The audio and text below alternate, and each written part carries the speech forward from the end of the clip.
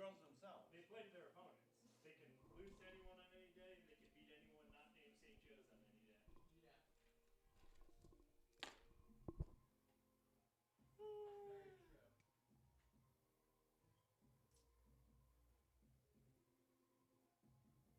I think they're pretty good. I mean, Hey, do you know what's the story? Where are they going to come out from? Where are they going to?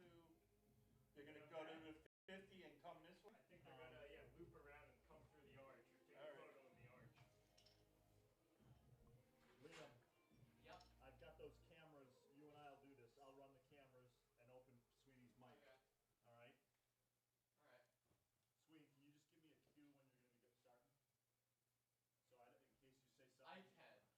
In case you say something off color to Liam. Yeah, I hear you. Doesn't go on over the air.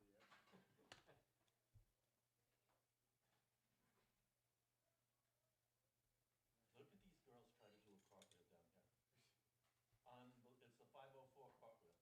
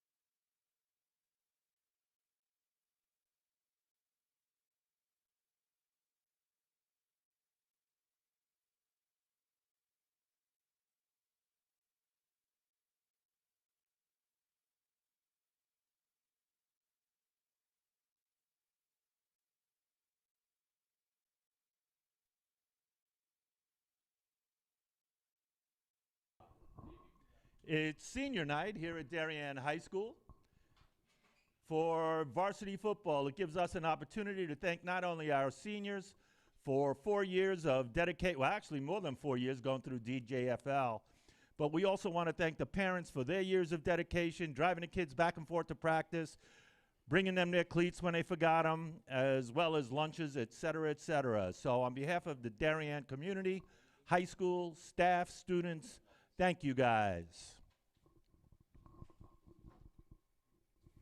Starting it off, senior cheerleader Ava Stone, along with parents Melissa and Derek.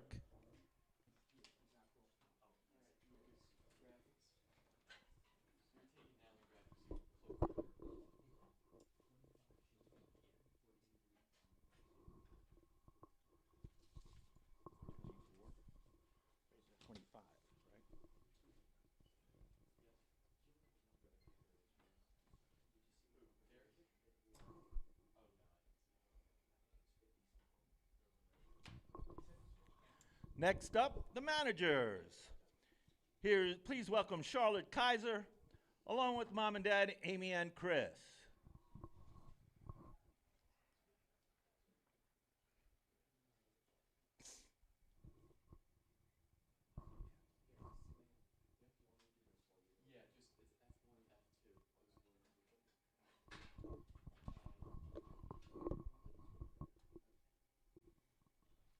Please welcome the other manager, senior manager, Reese Wilson, along with coach Andy Grant. Hey, Reese.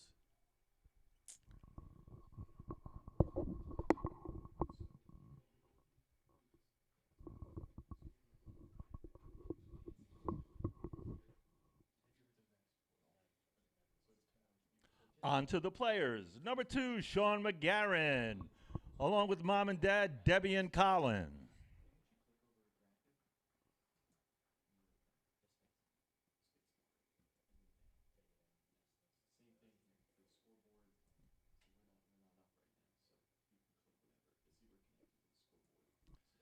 Next up, number 3, Will Bonner, along with mom and dad, Karen and Bill.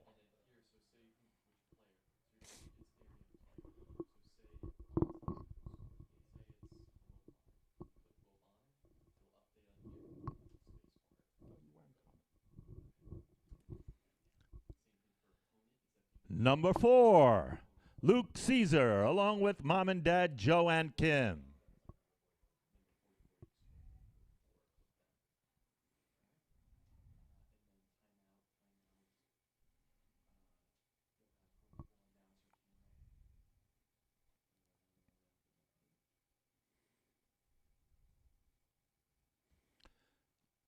Number 9, Ryan Felt, along with his dad, Kenneth.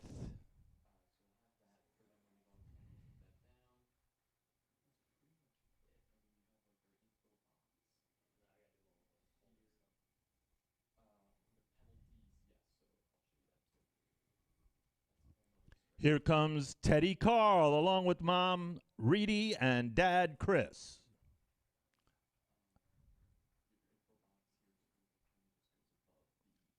Is that right? Hey, Mark.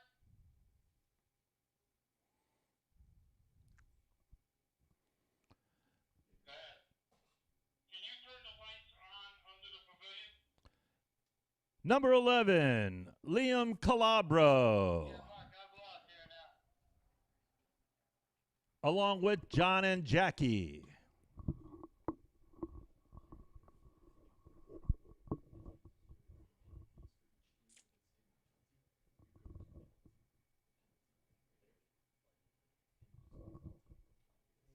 Number 14, Harry Rooney, along with parents Chrissy and Steve.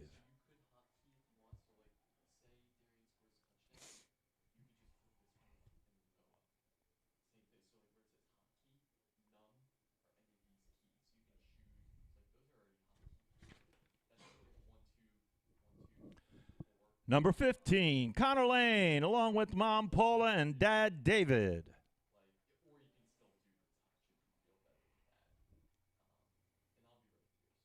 The Rooneys hustle back.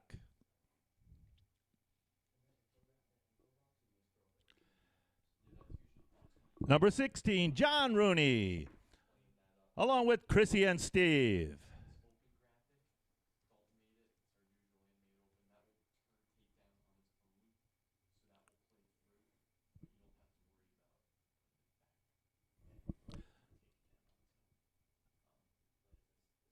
Please welcome Declan Cunningham, along with mom Angela and dad Robert.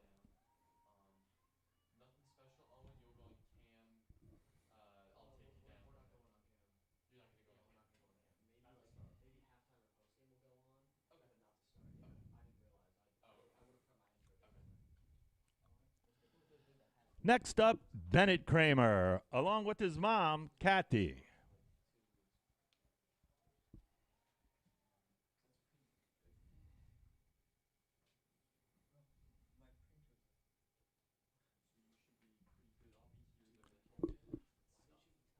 Number 19, Rowan Dillon, along with parents Jackie and Chris.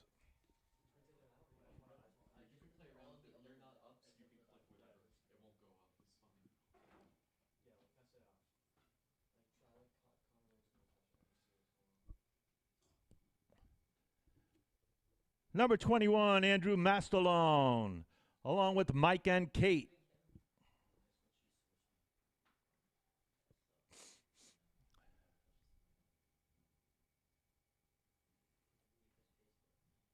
Yeah, Ted and Mark. Yeah, I'm heading out to the pavilion and go turn those lights on.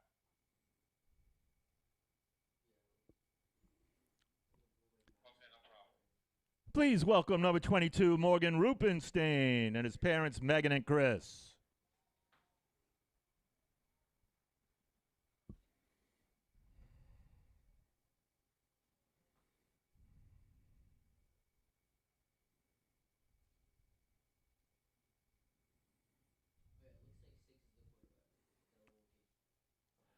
Number 23, Ryan Sarson, along with parents Patty and Jack.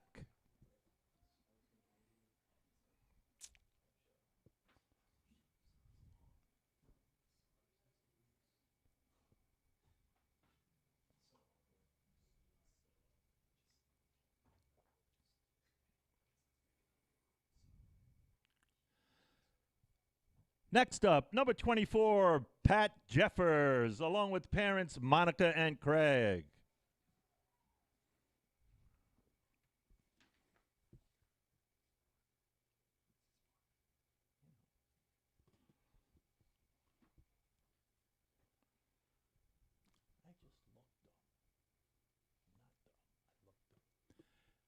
Please welcome number 25, Avery Farman, along with Marilyn and Ken.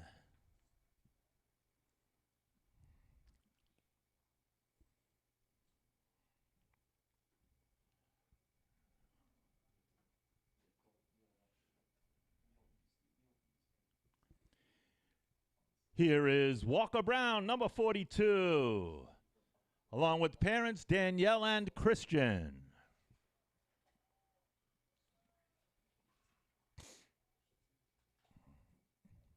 All right, where are you?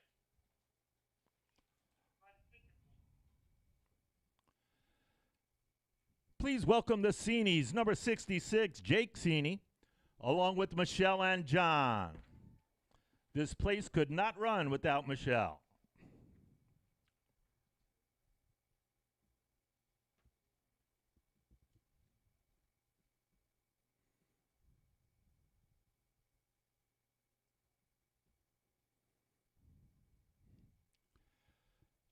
Number 71, Carter Hagan, along with parents Jen and Dave.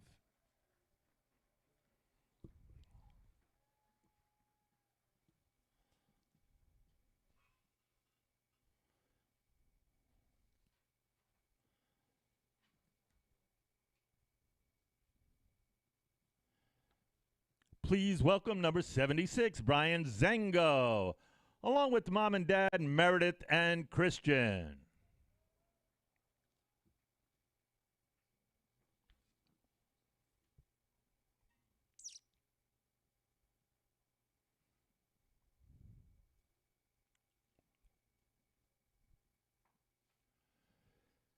Up next, number 99, Anson Sikora, along with mom and dad Melanie and Peter.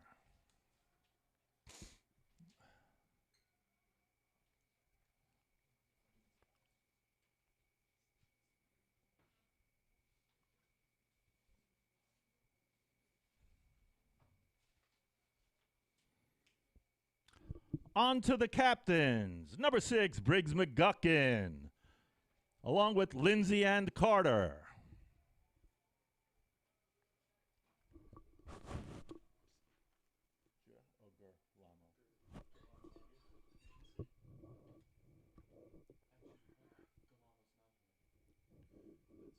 Yeah, he is. Okay. Please welcome number 8, Jack Silsby, along with mom and dad Shannon and John.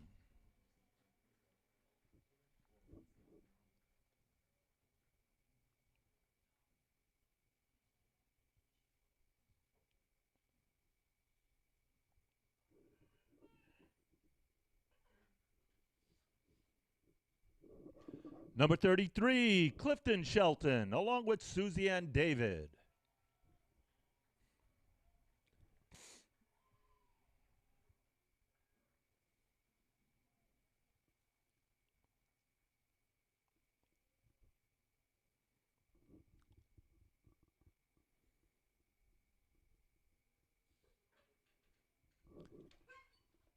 Last in the lineup, number 77, Jack Stewart, along with Elizabeth and Courtney.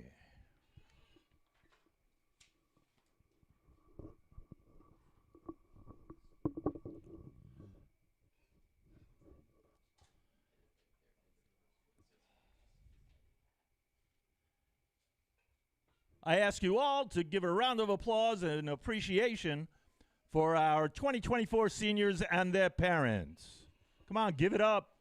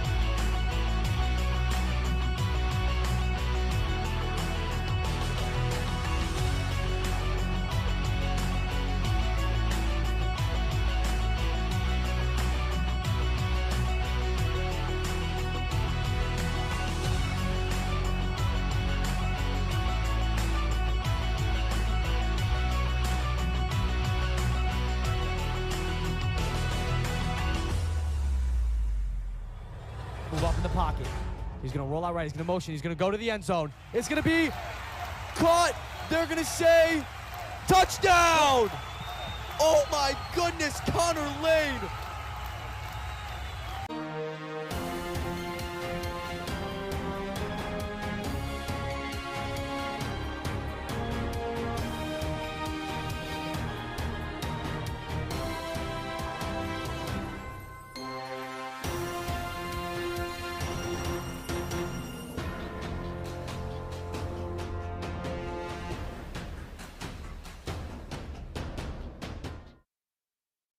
We're here under the lights tonight at Darien High School for some varsity football on the DAF Media Network. Today's matchup, the 1-6 Fairfield Warde Mustangs visit the 5-2 Darien Blue Wave.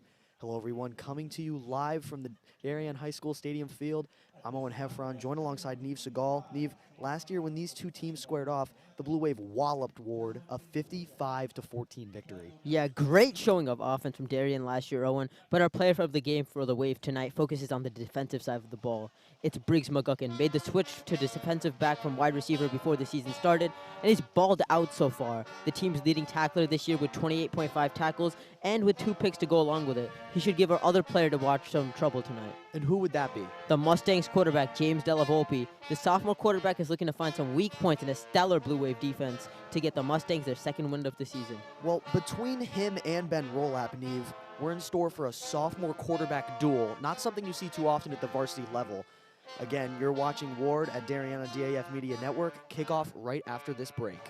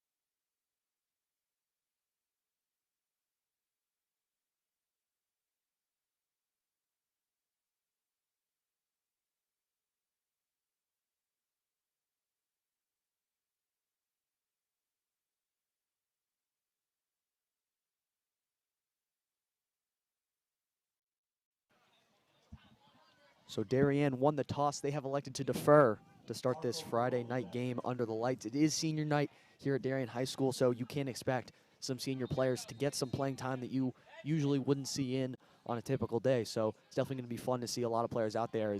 And Sakura, great kickoff over the head of number 23, Colin Walker, and goes in the end zone for a touchback. So here comes the Mustang offense. Led, of course, by that sophomore quarterback, Della Volpe. The Warde offense has not been as strong as it has been in past years. This year, the Warde offense has scored 72 total points, 38 of them coming in their last week's game against Bridgeport Central.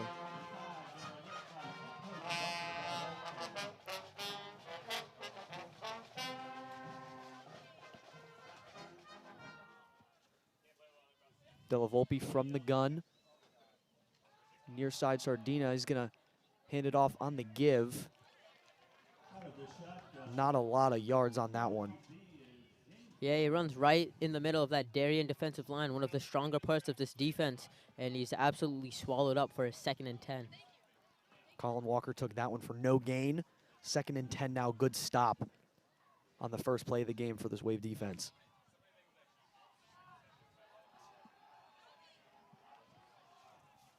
Again, Walker lined up to Della Volpe's right.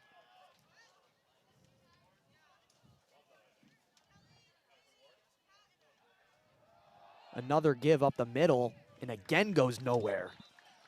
Yeah, you'll see with this Ward offense, they're going to have to rely on their run with Colin Walker, but obviously here it's not been working as Darien's been selling out run, given that their sophomore quarterback, James Della Volpe, isn't exactly the model quarterback. Against Xavier earlier this season, he had 21 pass attempts, 7 completions, and 2 interceptions. Quarterback rating of 2.8 that game. Hopefully this game, he shows the better parts versus the Blue Wave. Now he's alone in the backfield.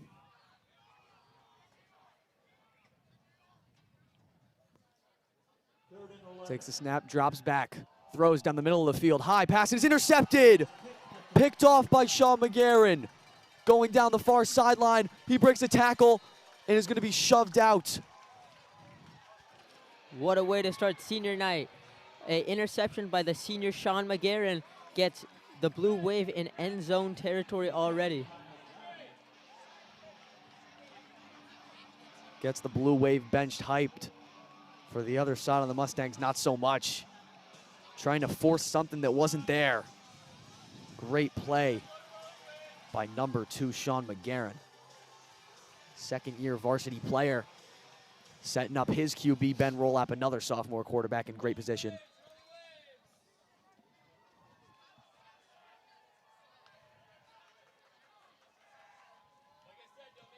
Ben Rolap getting a lot of those QB reps now that Declan Cunningham unfortunately broke his collarbone. As there's a give to Caesar, bounces to the outside. Nothing brewing, he's taken down.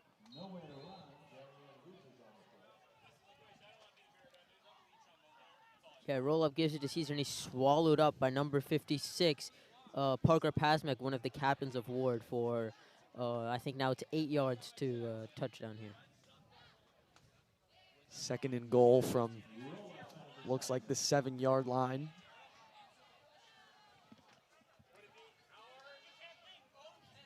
Roll-up drops back, floats one to the end zone. Open, it's caught. Touchdown, Kevin Roche. A connection that's been there all year long. Kevin Roche's second of the year. Yeah, what a pass. Kevin Roche with his 6'8" frame can just jump up and get it.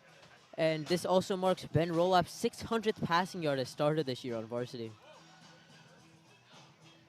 Great way to start the career for the sophomore as Anthony Sikora now on to attempt the extra point to make it a 7-0 Wave lead early.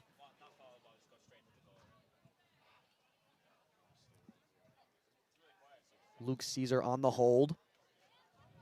Kick is up, and it is through. 7-0 Wave early. The interception from Sean McGarren leads the Wave to score with just about less than 3 minutes into this game, Neve. Yeah, this is what you'll expect of this Darien offense against this Wave defense. On average, Ward has allowed around 36 points per game. Staggering total given Darien's offensive numbers this season. Darien additionally has excelled in the red zone with 23 attempts, 14 of which have ended in touchdowns, as seen on this drive. That Sean McGarren pick was the Wave's 14th interception on the year. Last year, throughout all the games, they had half as much. They only had 7. So Andy Grant comes in for Mike Forget, and immediate signs of success, especially on the defensive side. Sikora will kick it away. Back to return is number 23, Colin Walker, as well as is joined by number 3, Marco Paroli IV.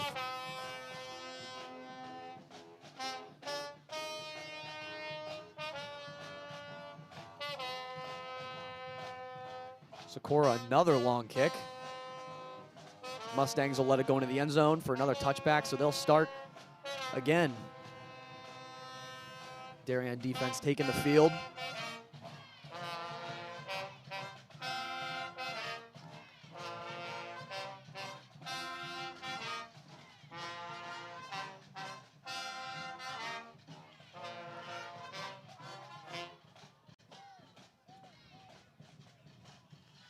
And Eve, talking about defensive success, not just on the air, but also in the backfield. Darien, 15 sacks in just these 7 games. Last year, 13 in all of their games.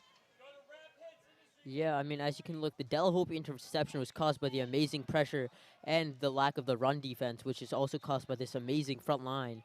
And that led to the interception because Delahope has only one job, and he has to heave it up. Something we've seen over and over again, a run trying to go up the middle goes absolutely nowhere. Losing yardage now, 2nd and 11.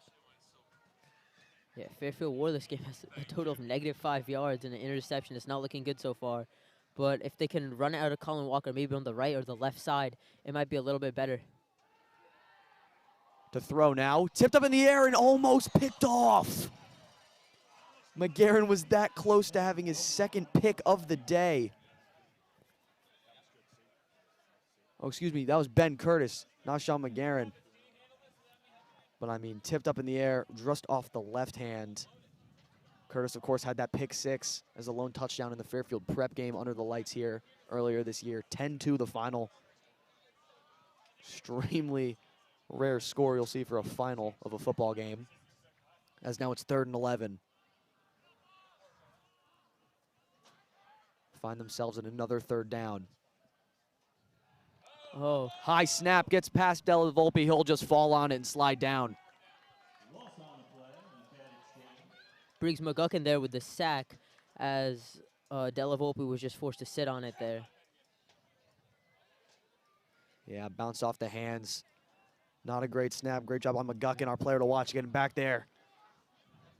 And man, I know we said that Delavolpe was looking to challenge the Blue Wave defense, but so far it's been nothing but disaster for this Mustangs offense. Interception that results in a touchdown for the Wave, and now a 3-and-out, punting from deep in their own end zone.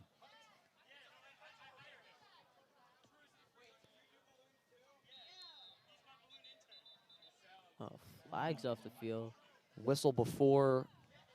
Might have been some encroachment there by one of the players trying to get a head start and blocking the punt. Yeah, so that'll give the Mustangs a little bit more room now on the kick. Thankful for that, especially Jeffrey Ramirez led the punter.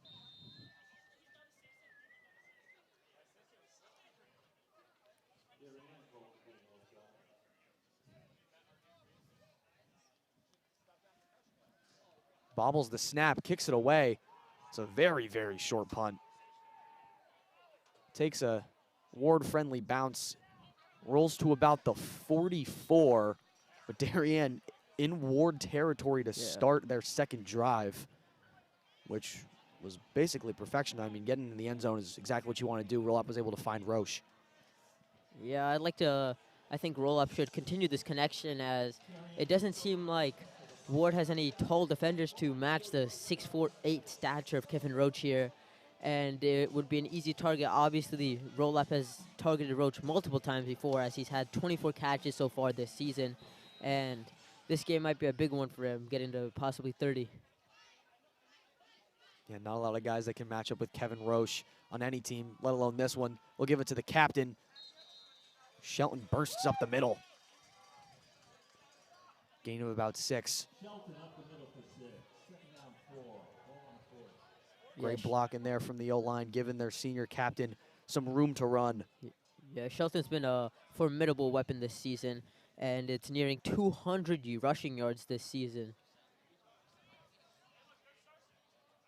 Man in motion. Roll-Up dumps it off. Big gain, spins around and is taken down.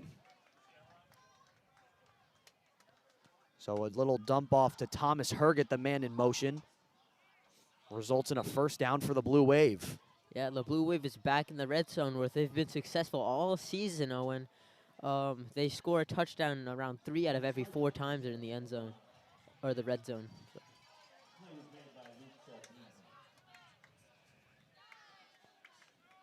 Roche in motion. Roll-Up, another gift to Shelton. He gets a burst of speed and is taken down by number 59, Nicholas Cavino.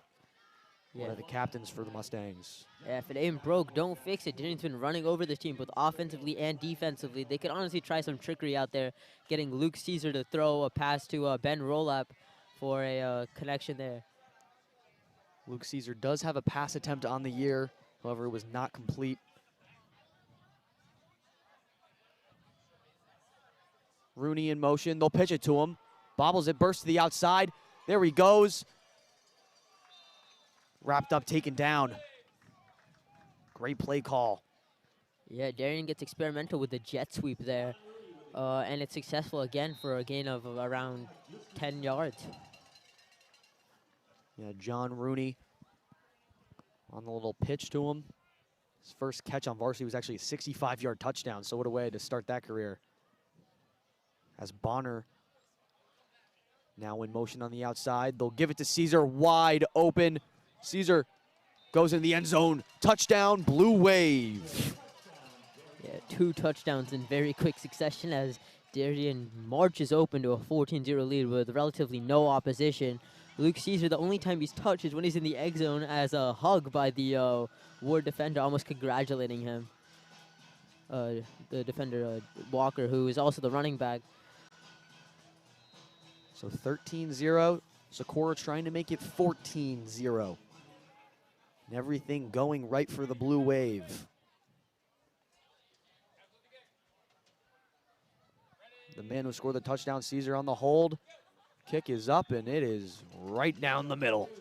Anton Socorro adds 1. Up by 2 touchdowns, now is the Wave.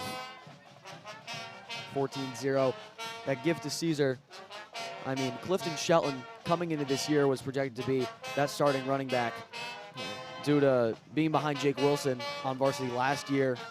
And Luke Caesar started taking handoffs in the Greenwich game this year. And ever since then, Andy Grant and the rest of the Blue Wave coaching staff has loved him, put him there. We saw his success in the Ludlow game, the homecoming game, a couple weeks ago. So definitely a great weapon they can use. Challenge him in the air, of course listed as a wide receiver originally, and on the ground. Yeah. Too many weapons is never a bad problem. As seen with Clifton Shelton and Luke Caesar, it's a formidable running game with both powerful players.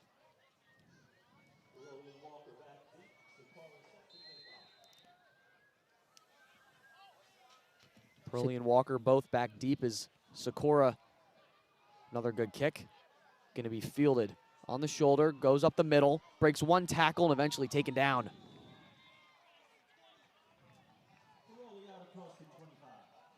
Good tackle there from, looks like, appears maybe number 83, Wes Scallon was in on that one.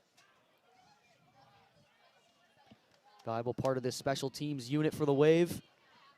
Yeah, As now the Mustangs get out hoping for something. Ward has started all 3 drives from the 25-yard line. First one, interception. Second one, a punt from their own end zone. Let's see if the third can get any better. Can we even get a first down or any positive yardage?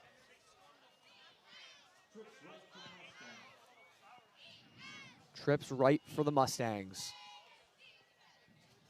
Darien brings the house. Screen pass left. Morgan Rupenstein gets in the backfield. Mustangs go backwards.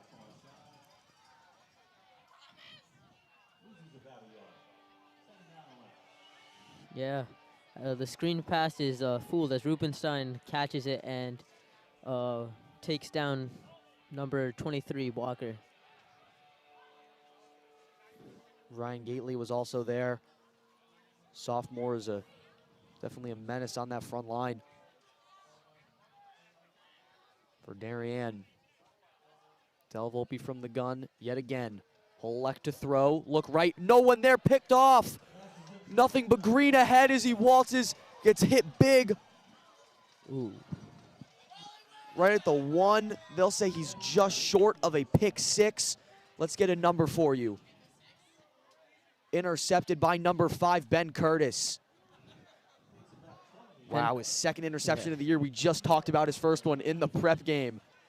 Yeah, Ben Curtis and Sean McGarren have really been locking down this defensive end. We saw Briggs McGuckin coming in on the defensive side and strongly pressuring Colin Walker. He almost lost the block there. and Della Volpe forced to give it up, has to throw it somewhere, and Ben Curtis is right there. Now Darien set up nicely on the 2-yard line of Fairfield Warde. Yeah, if this was the Eagles, they'd push it over, but unfortunately that's not allowed in high school football. It's not Caesar in the backfield, the man who scored the last one. It is the captain, Shelton. Roll-up will indeed give it to Shelton, and he gets in for the touchdown. The third Darien touchdown already. And Neve, we're not even 8 minutes in. We're 7 minutes in. And this Darien team is up 21-0. At this rate, they'd probably score 100 points this game, as the Blue Wave is running all over this offense. At what point, if you're Ward, do you start running out the clock to make sure the lead isn't as bad for point differential purposes? Well, I mean, if I'm Ward head coach Duncan Della Volpe, and yes, Della Volpe, if it sounds familiar, as the extra point is up and through, 21-0 Wave.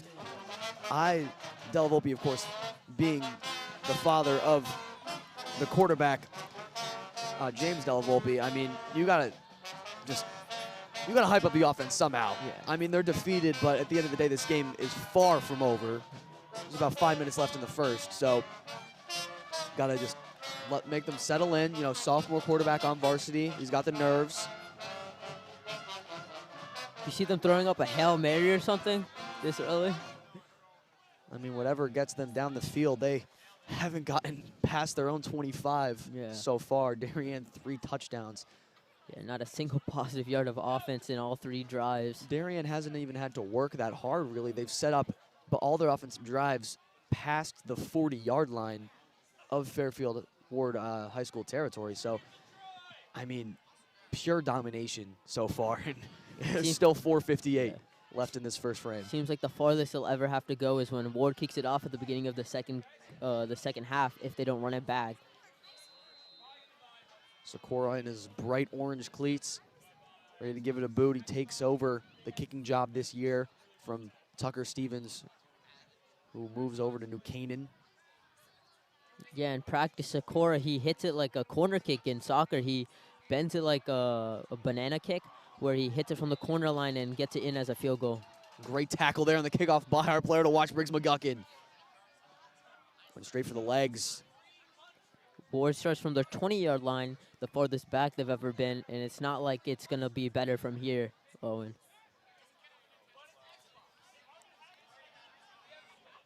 We'll see if the Mustangs can make anything work this drive, praying for a first down.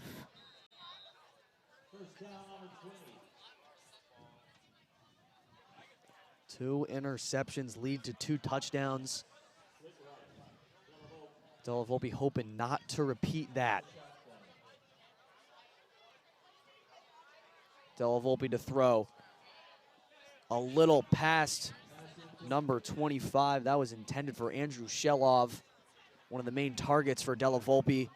Too much on it. Morgan Rubenstein was right there, too. He overthrew it a little bit. Morgan Rubenstein was a little bit ahead. He's lucky it's not his 3rd interception of the first quarter. Maybe Della Volpe checking his play sheet. 4 receivers wide, 1 man in the backfield.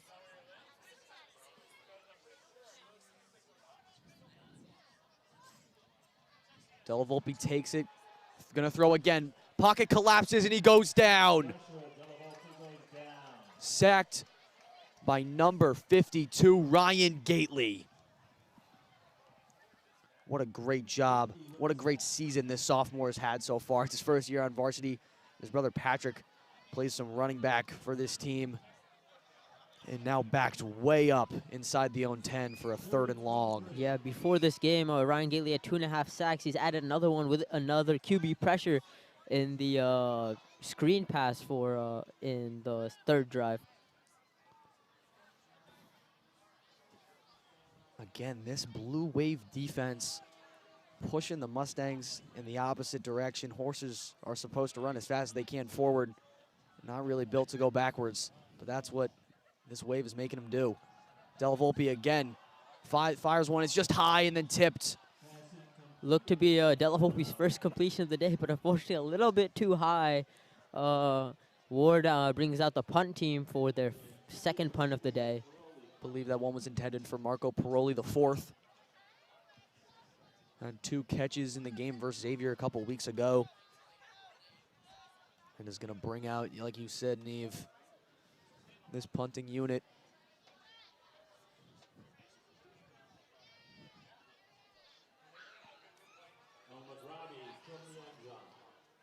Looks like Yuri El-Maghrabi will take it. Low snap. Gives this one a boot. No spin at all. Kind of knuckles.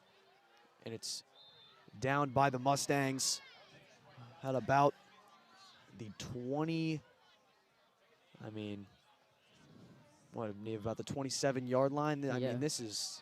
That's similar to where Ward received the kickoff. This is crazy. I mean, basically just Darien taking, like, they just expected at this point. They play, especially body language-wise, you can see that Darien is so confident in themselves. If you'll notice, it being senior night, the seniors do have their names on the back of their jerseys. As we see Bonner lined up on the near side. Now he goes in motion, has it across. Roll-up will throw, fires down the middle of the field. Wide open man. Charlie Tom goes into the end zone. He falls for a touchdown. Oh, Charlie Tom just rattles his way through. Doesn't even seem to be fazed by the defender on top of him, as he scores for Wave's 4th touchdown of the first 8.5 minutes of the game. You heard me. It's been 8.5 minutes of the game, and it's their 4th touchdown. I mean, I have no words, Neve. Charlie Tom's 28th catch of the year, his 3rd touchdown. And if you want to talk about people who can really do it all on the football field, Charlie Tom is one of them. Tight end. He's taken some handoffs this year. He's got 1 touchdown. Running it in it's 28-0 now following the Anson Sikora extra point. At some point, one would assume that Andy Grant puts out one of his custom crazy lineups, like an all-senior lineup or all junior lineup as for this game, as they're already up so big so early. They almost can never lose this. Yeah, certainly likely, like we said earlier, to see some people, see some seniors who aren't usually in that starting role, such as Orion Sarson or a Patrick Jeffers, someone like that. And maybe even see some sophomores that usually spend most of their time with JV getting out here.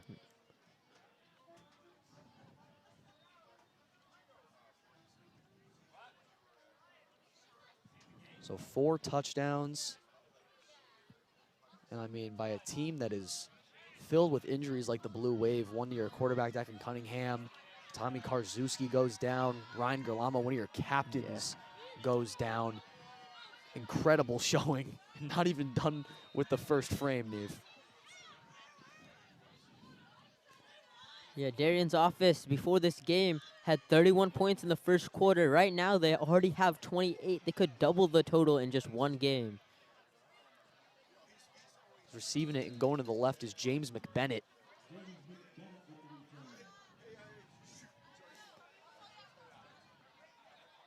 As here come the Warde Mustangs for their 5th drive so far.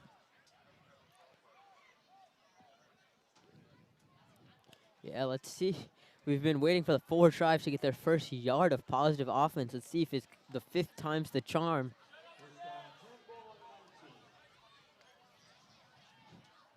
I mean, a lot of thanks to the senior class for this defense. Guys like Jack Silsby and Carter Hagan, Morgan Rupenstein, all those guys, so helpful. On the give now, right up the middle. Nothing yet again.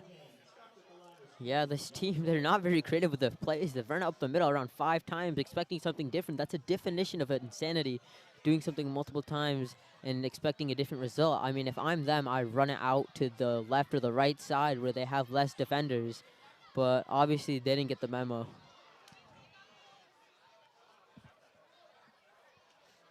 So a decently long huddle now as the Mustangs break.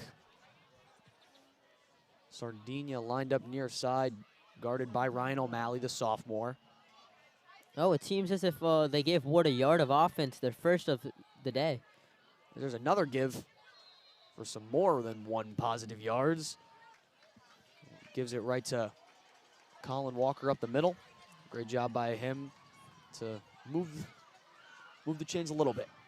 Yeah, to a 3rd and 6 now. Oh, and if you're them, if you're the Warde offense and you end up with like a 4th and 4, 4th and 3, do you go for it? I mean, down 28-0 in the first. I would think you would. I would think you would have to. Yeah. The only problem is that Darien's defense is extremely strong on 4th down. Opponents are 5 for 15 on 4th downs when facing Darien's defense. Now the best conversion percentage is Jack Silsby looks to jump off sides. Yeah, that 3rd and 6 now turns into a 3rd and 1. We might be witnessing Warde's first down this game. That might have been actually our player to watch, Briggs McGuckin, jumping off sides. 3rd down 1. Hard to see up here by the press box, Darien High School Stadium. Clear night. Watching on the DAF Media Network. Warde down 28-0 early. You see them on offense on the left side of your screen in the white, and Darien defense been incredible all game on the right side in their all black. Yeah, I think you run it with Jordan Walker up the middle.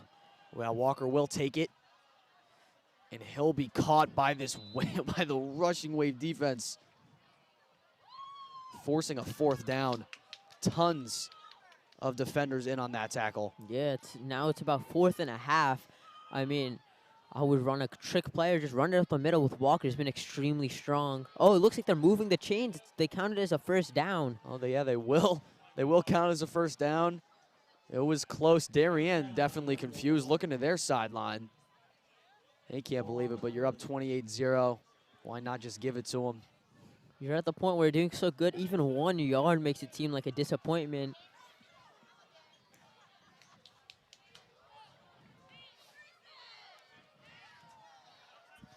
Walker joins Della Volpe in the backfield again.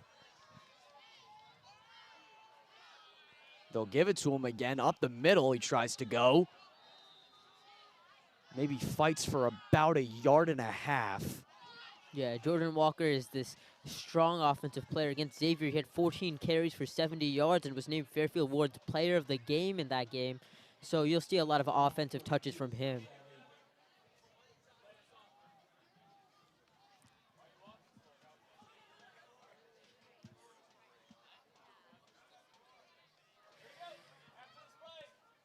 Colin Walker, I'm sorry.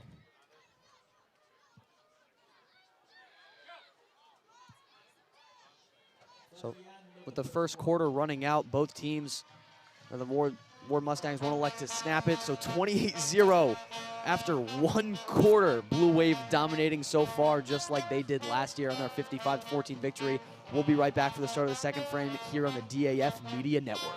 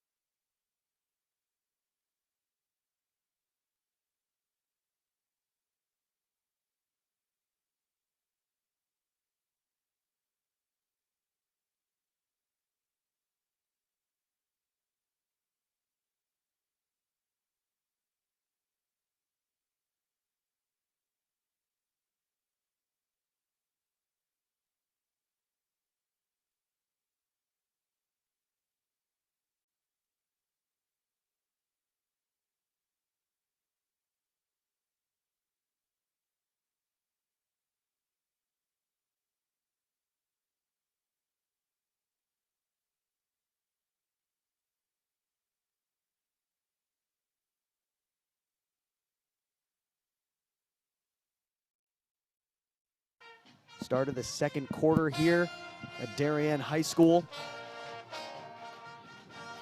Some new life in this Warde offense. They got their first down as they look to get some more here.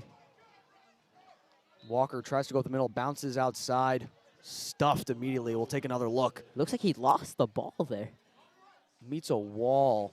Brant Kaiser originally was able to knock him to his right side, brings up a 3rd and 8 Yeah, for Ward.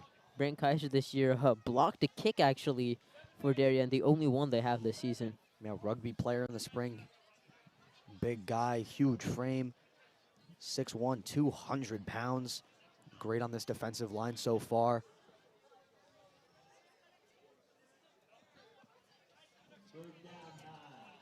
So 3rd down.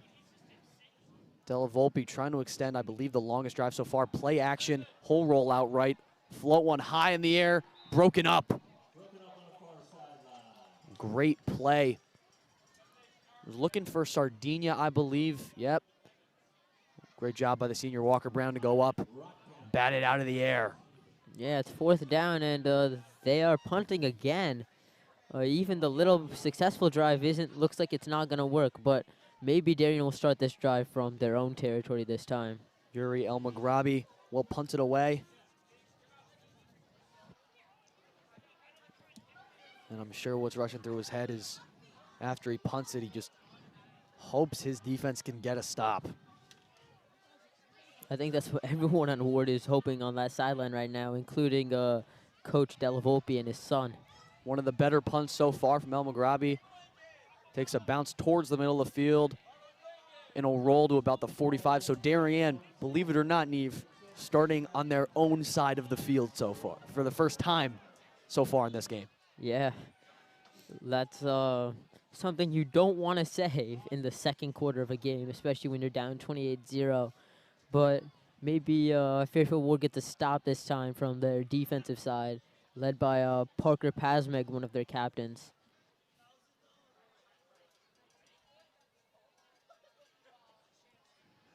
Teddy Carl jogging onto the field. One of the seniors here. So is Rowan Dillon. So 2 senior wide receivers, not often checked in. Gonna get some time here. Yeah, Teddy Carl this season only has 1 target, but you could see some more possibly this Roll year. out play action, going deep for Connor Lane. He'll go up and he'll grab it. What a catch from Connor Lane. Yeah, he mossed him. He jumps over him like a swim move almost, catching that thing as he dives down, and now they're inside the 30. Yeah, great job to get up over Lino Torres Jr. Hands were involved, but a great job of the officiating crew letting these 2 teams be physical, especially at a young level. There's another play action on the slant route, off the hands. It was high and off the hands of Rowan Dillon. Rowan Dillon is actually his, it seems to be his first target this year, the senior. A second-year varsity player. Wish he could have brought that one in, but it's all right. Getting on the field, getting the target always feels good. As we'll have an injury here for the Mustangs. A man down in the secondary. Yeah, it seems like he was running in for the pass and pulled something in his leg. Yeah, we'll see what's going on with the injured player, and we'll be back on the DAF Media Network right after this.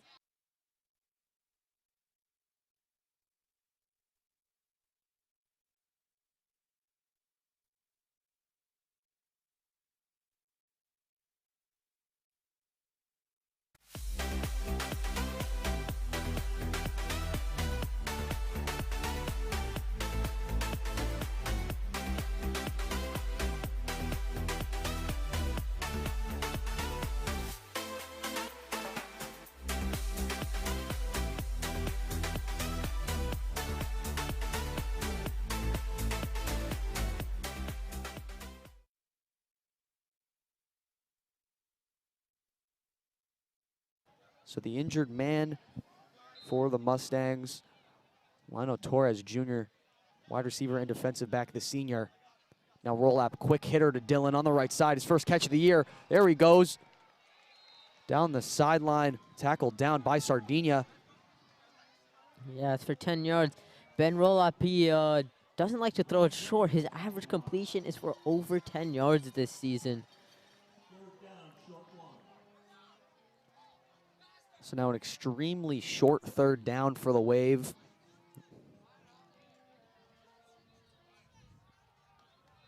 Oh, Well, they've moved the chains. It seems to be a first down now. Well, they'll move it at the last second as the play clock begins to run. Darien taking their time. Roll up another to the side. This time it's Carl. Bounces off one defender and then taken down. Yeah, roll-ups giving each senior on this roster their flowers on this senior night.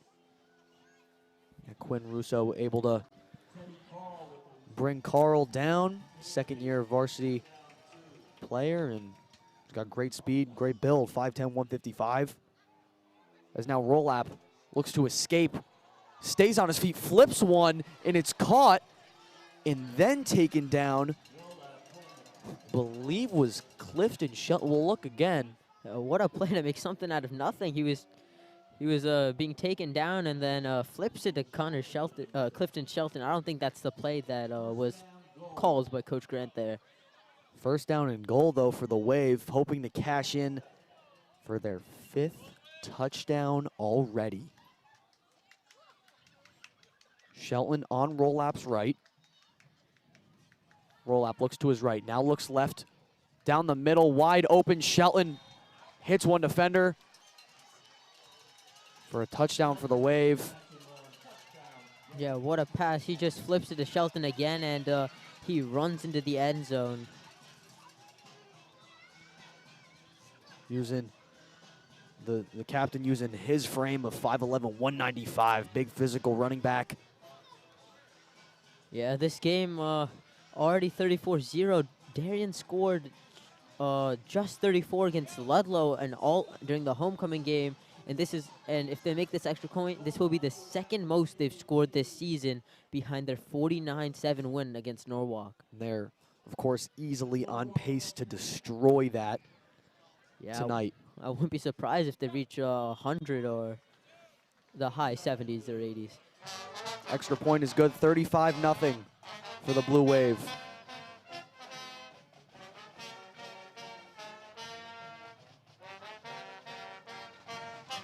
So 8:43 to go, second frame.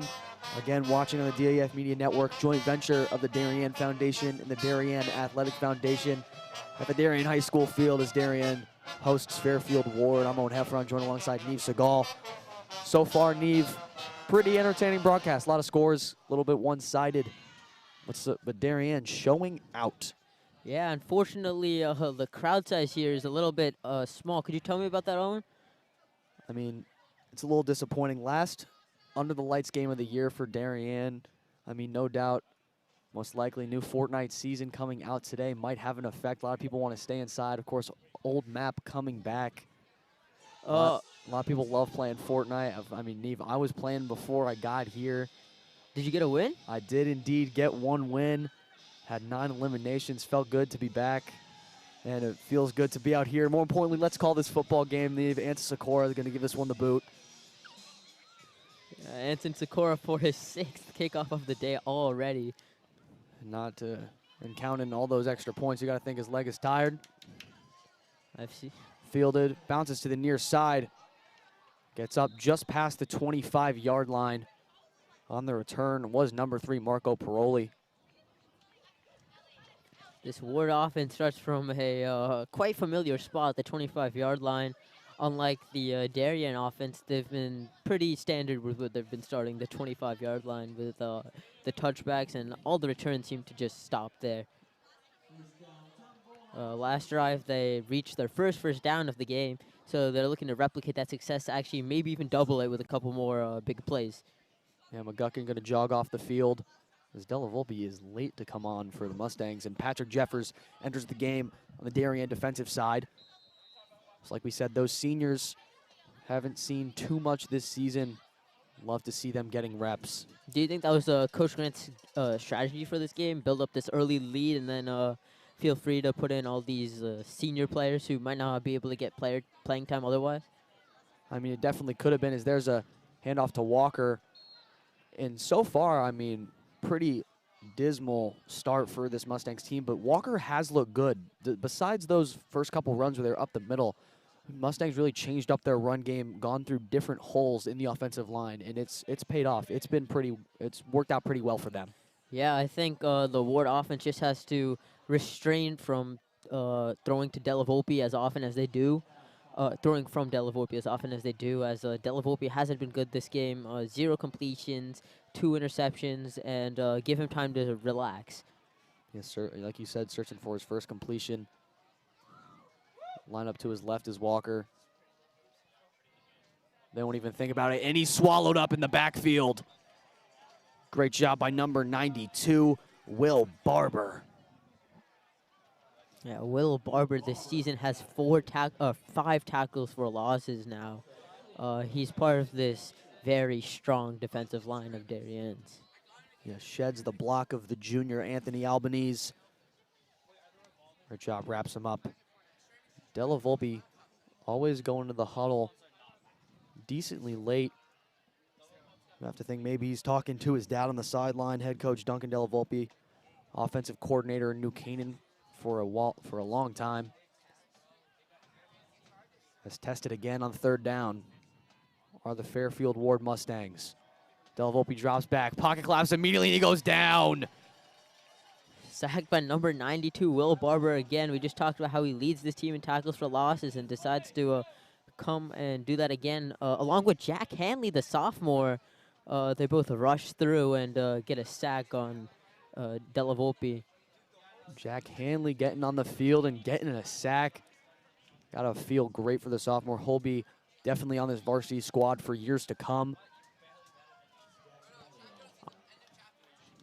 Do you think that was a strategic decision to hold the ball, go for a sack instead of heaving it up and possibly leading to his 3rd interception of the game? I mean, I know. I mean, as a quarterback, you do not want to have another interception. That one is really shanked out to the right, hooks out of bounds. As a quarterback, you don't want to have your 3rd pick of the day. Your punter isn't going to be happy, but still, as you see, the body language on this Mustang defense. And despite this 35-0 lead, Darien still on the sideline, long huddle, taking as serious as they can. You don't think they're having some fun throwing out their seniors this time? Rowan Dillon again lining up for his first real game that he's been starting. He had his first catch, first 2 targets of the season, and maybe gets a touchdown as Rolap seems to be throwing them a lot. Well, the Rooney twins are on the field. Harry and John Connerland lined up wide. He's going to flip it to one of the twins. He gets to the outside, burst of speed, nothing but green ahead. Touchdown, Blue Wave. Harry Rooney. Grant puts the Rooney brothers on the field, and holy cow, does it pay off. Yeah, it's like a jet sweep, right? And he just sprints down he turns on the burners and sprints down the sideline for an easy touchdown as Darien is up 41-0. His first touchdown on the ground or in the air. Oh, but it's going to be called back. Oh, that's disappointing. The touchdown called back for holding. Referee Lou DeMeo makes the call. So the moment spoiled now. Unfortunate for the Blue Wave. As they go all the way back, and it'll be a completely new set. Rooney twins aren't out there. So you have Bonner, Shelton, Roshan Lane. As they'll pitch it to Bonner. Cuts up the middle. He'll go the same way Rooney just did and then get tackled down. Yeah, the fake handoff looks like it got a lot of defenders looking, and then Bonner with the blocking was able to run right into the 10 as Darien set up within the 10 for 1st and goal. Quinn Russo saves a touchdown. And now Darien set up in prime territory. Roll up to the outside, reaches for the goal line. Touchdown, Rowan Dillon. In his first time getting some playing time on the varsity squad, mobbed by his teammates. So now Darien gets their touchdown. What a way to celebrate senior night by giving Rowan Dillon, one of the seniors, his first touchdown of the season. Darien bench hyped up for their wide receiver.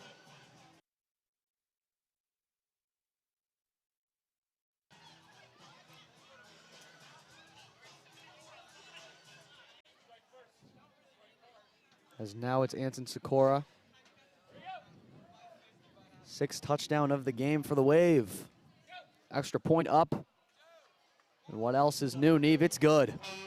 Yeah, it's their 6th touchdown of the first half so far, and we're barely halfway through the second quarter. At this rate, we're looking at a give or take 112-0 win of Darien. Good math, Neve, always helps when you're in pre-calculus as a sophomore. Having the quick math, especially for predicting score outcomes. Yeah, sine and cosine don't really help with calculating scores in football. Just proves you know your stuff.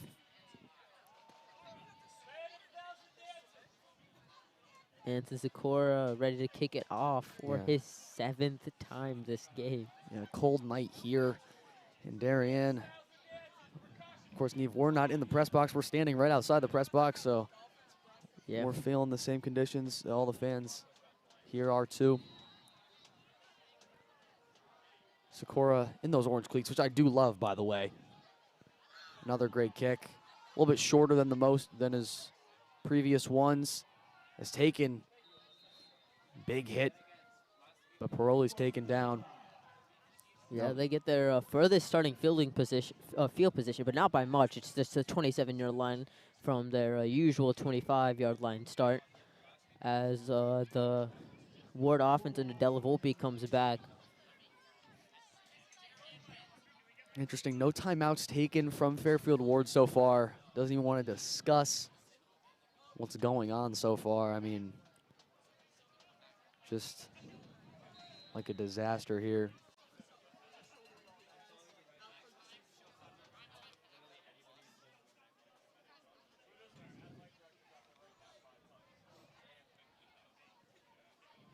So the sophomore Della Volpe trying to get something going.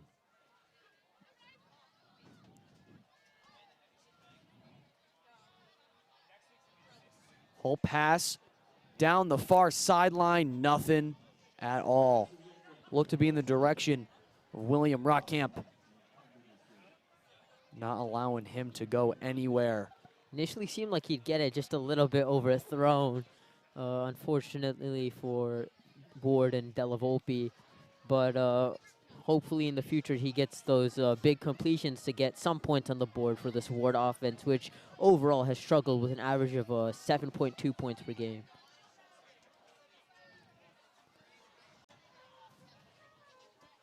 Give or take is senior cornerback Ryan Felt here on the near side.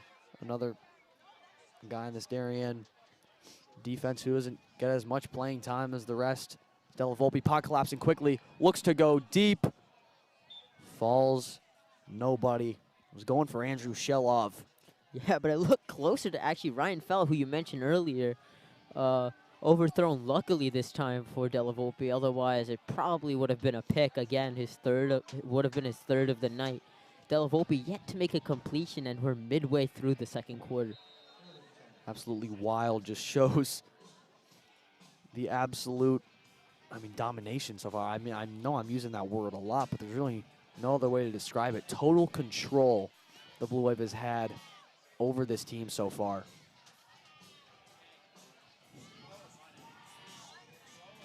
Yeah, the route continues to happen, and I feel like as Warde players, your morale begins to lower when you're having the same lack of success when Darien's putting in their bench players in the senior night. Third down, Della Volpe fires quickly. Not even close to James McBennett. Yeah, the pocket collapses so quickly, he's just forced to catch the snap and just fire to whoever's there, but the coverage is so good, but this time Della Volpe looked like he was passing to nobody out there. I mean, Neve, he was open. And maybe the first open look from a receiver that Della Volpe's had all game, and he just simple slant route threw right behind him. Wow.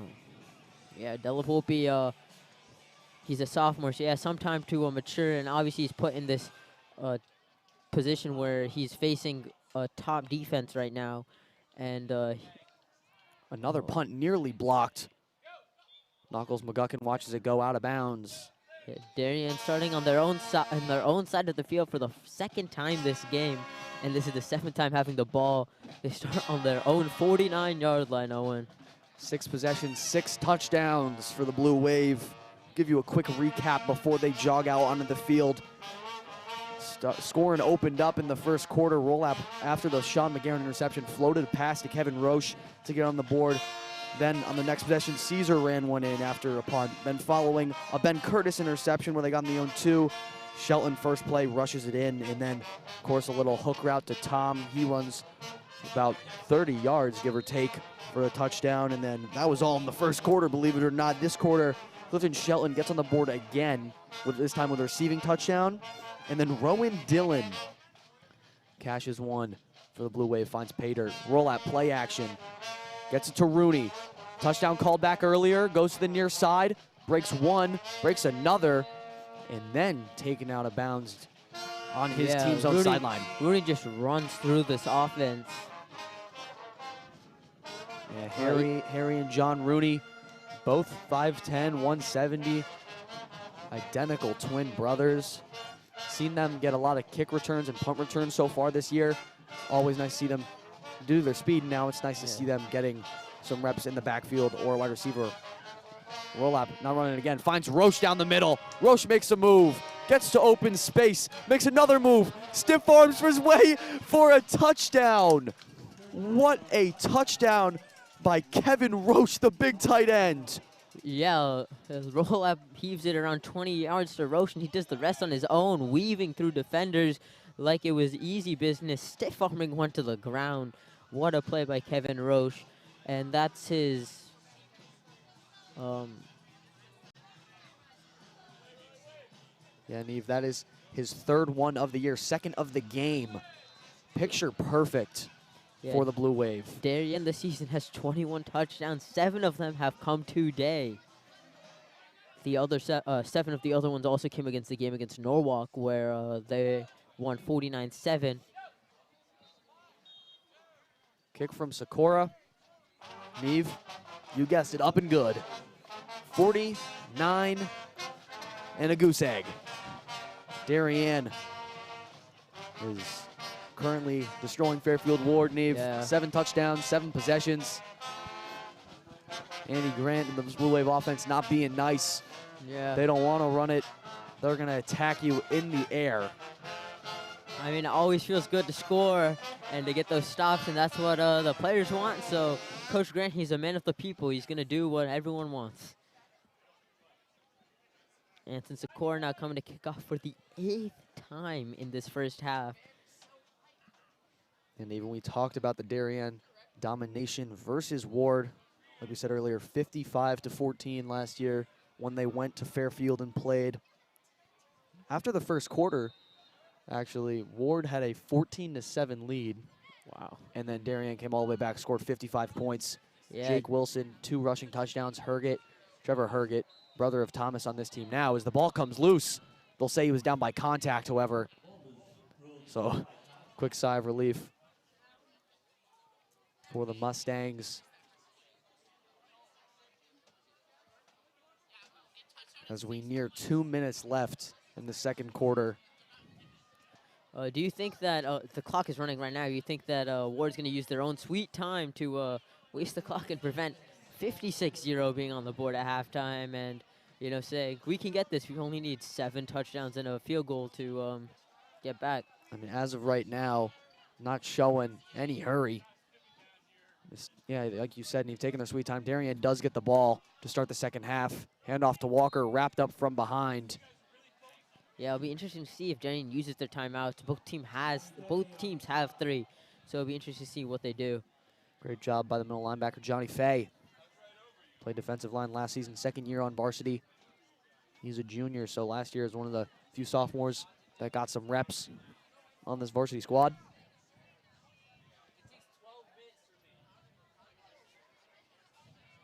Is now from far left hash mark, Della Volpe.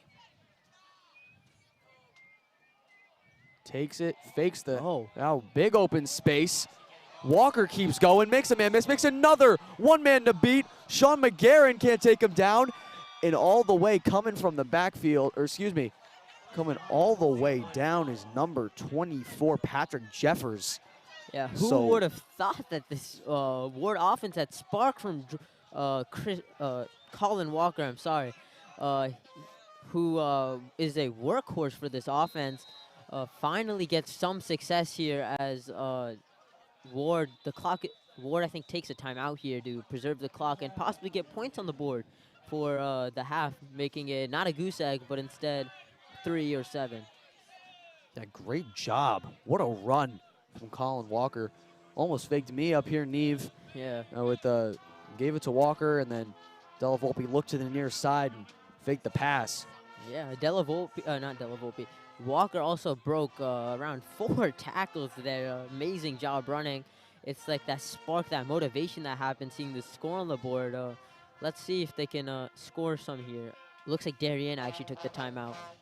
Well, yeah, Darien, interestingly enough, takes the timeout. You would think that Warde would take the timeout to stop the clock, but now it looks like Darien did, so they'll discuss their defensive strategy now as the Mustangs get into Darien territory for the first time this entire game with just 40 seconds left in the second quarter. Yeah. Darien might look at it as if, like, if they score, it's fine, but we get the ball back and possibly look for a chance to score with around 20, 30 seconds left to, you know, extend their lead even further.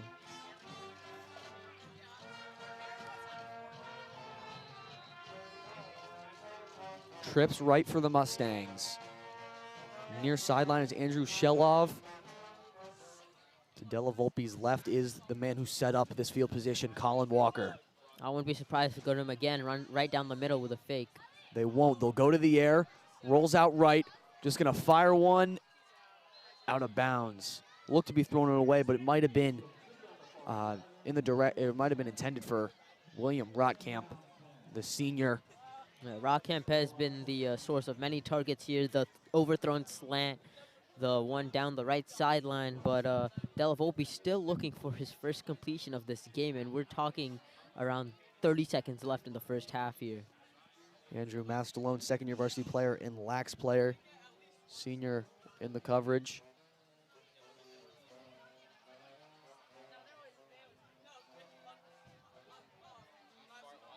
As now it is second down and 10 for the Mustangs. You have to think, if it gets down to it, Neve, they don't want to kick a field goal. They want to go into half with a touchdown on the board. Della Volpe across the middle, high pass, hit as he was trying to reel it in, intended for Marco Pirlov, the fourth. High pass, great job by Johnny Fay to jar it loose. Oh my goodness. That's a hit. He's going to be shook up for a little bit there. As right now it's 3rd and 10.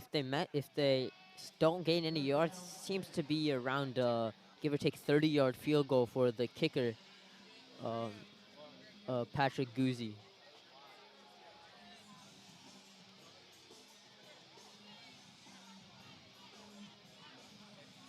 Yeah, 3rd down and 10. Don't want to see a 4th down here because that's going to prompt multiple decisions.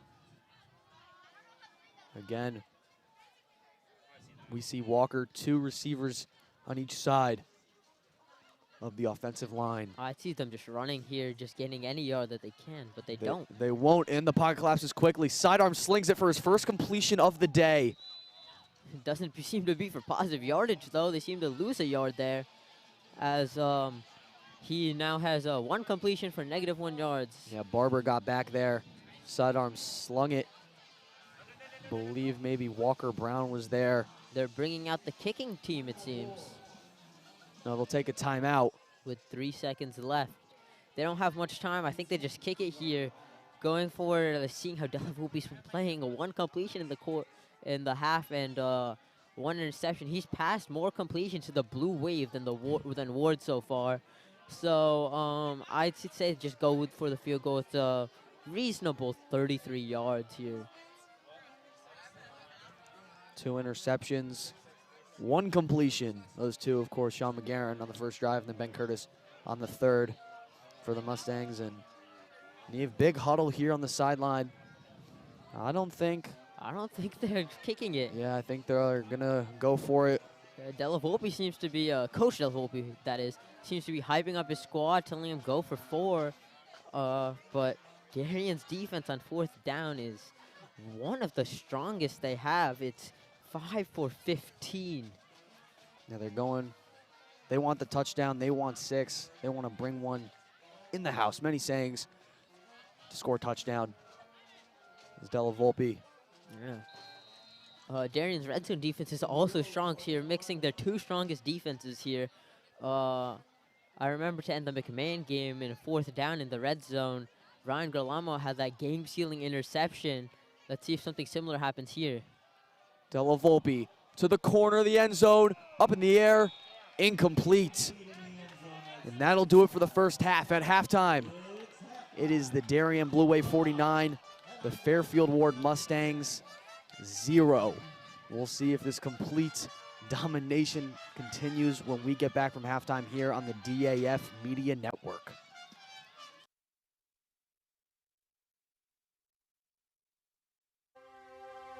The Darien Foundation was founded in 1998 by Richard and Maureen Chilton, and the thesis behind that founding was to bring technology to the Darien public school systems. And that launched us, and that got us going, and through technology and capital project initiatives, we've now funded over $5.5 million over the last 24 years to build a better Darien. Our board really likes to get involved and assist the partners that we collaborate with, whether it's a grant for a youth project or a grant from a community service, schools, the police. Often they come to us with ideas that we help them bring to fruition. The Darien Foundation recently awarded the Darien Police Department 2 grants. One was for laser shot and the other for Faro technology. Laser shot technology is based on decision making. It may come down to using their firearm, but in reality, we would like them to talk the situation down where you use less lethal force, and this program allows us to do that. Police dropped a gun! Faro technology gives us a 360-degree view, catching all the points we need to catch in our accident scene. It also takes a lot less time. This allows us to open up roads, get traffic flowing a lot quicker than we ever used to be able to. We can also map the inside of buildings. We can use it at outdoor crime scenes, indoor crime scenes. It's really used for a plethora of investigations. It's a tool that most other departments may not have their hands on just yet, and thanks to the Darien Foundation, we have that technology. At Home in Darien is a nonprofit organization that helps senior citizens to remain living independently in their home and in the community. We provide important services to help them do so, such as transportation. Thanks to the Darien Foundation, we have this amazing new van, and we are so excited about it and what it'll do for the community. From all standpoints, this is going to be a real improvement in the services we provide, both in terms of safety and comfort. The Darien Foundation is important to the community in the scope that they reach out to answer needs. Post 53 is the town's ambulance service. We respond to over 1,600 emergency calls a year. We're a vital service that has been here for 51 years. The technology upgrades provided by the Darien Foundation has been a game changer for us. It's allowed us to improve our training. It has helped us hone our skills. You don't know how important an ambulance is until you actually need it. Thanks to our partnership with the Darien Foundation, who's provided all this technology and several grants throughout the years, we're able to continue to be prepared, to be well-trained and well-staffed, to respond 24 hours a day, 7 days a week, whenever you need it. The Darien Foundation is really excited to be able to launch a new program for the Darien schools, which will benefit students K through 12 in all 7 schools. This is the new robotics program, which will be an extracurricular opportunity for students to build robots, compete against other leagues, and collaborate together. Our robotics program is going to benefit students in so many ways. In regular classes, students are always looking for the right answer, that there's only one way to answer something. Robotics is completely different. In robotics, you learn that there are multiple solutions to every problem. You learn that you have these obstacles that you have to overcome. You have to really be a creative problem solver. And most importantly, you need to persevere. Early on in the process, the Darien Foundation reached out to administration and the offer to provide funding for a project, and it just dovetailed beautifully to the goals of the strategic plan. I look forward to continuing to work closely with the Darien Foundation, both on this project and other projects down the line. We welcome ideas for possible grants. We'd like to do grants that promote and strengthen our community. Sometimes it's from an organization, sometimes it's from our emergency service partners, or it's from the Darien Public Schools. One of our most popular grants, which was the Playground by the Sound, came to us from 4 Darien moms who said, let's get together and figure out how to build this. Thanks to the generosity of our board members and officers, every dollar you give to the Darien Foundation goes directly to the grants that we're supporting. I invite all of you to help us move our community further and support the Darien Foundation.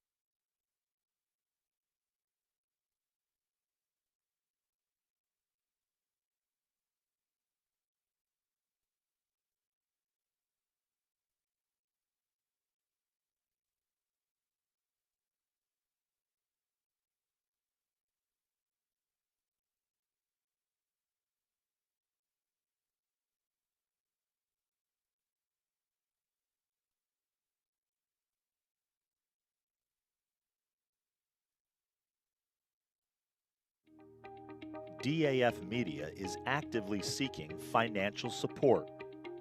Founded in 2017, DAF Media has quickly become Southwestern Connecticut's source for quality sports, arts, and community programming.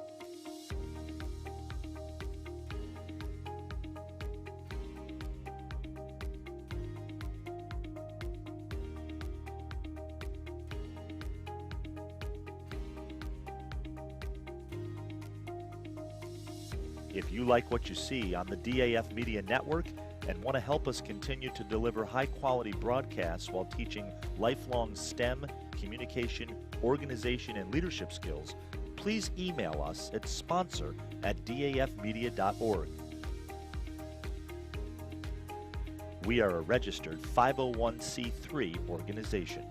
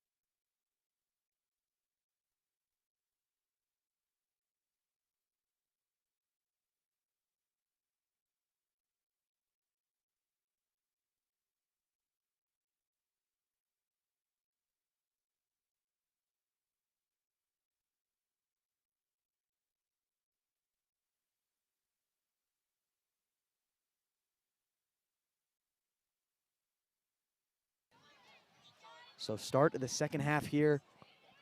Darien High School Stadium Field. Anson Sikora ready to kick. Even though... Yeah, they seemed like they kicked off in the Yeah. to start of the first half, too.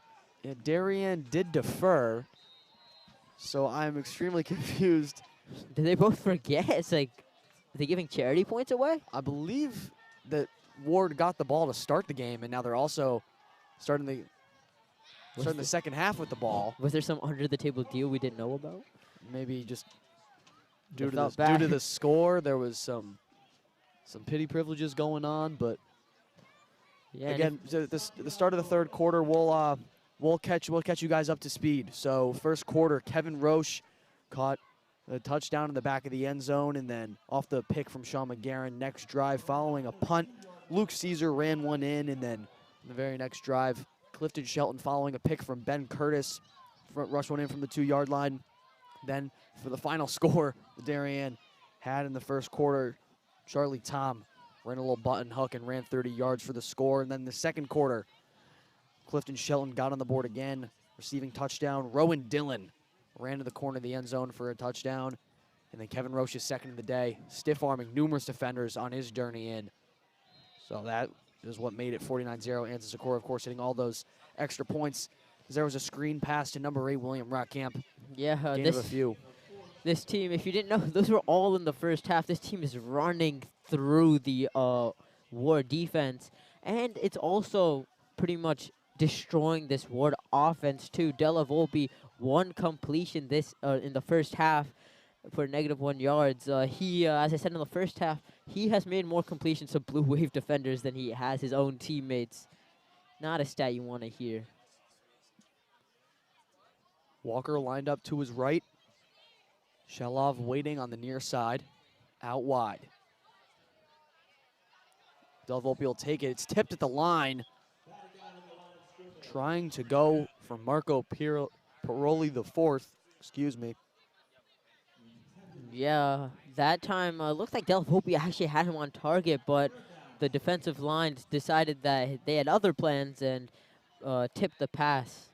Absolutely nothing going right for the Mustangs. In similar opening drive to what we've seen the majority of this game.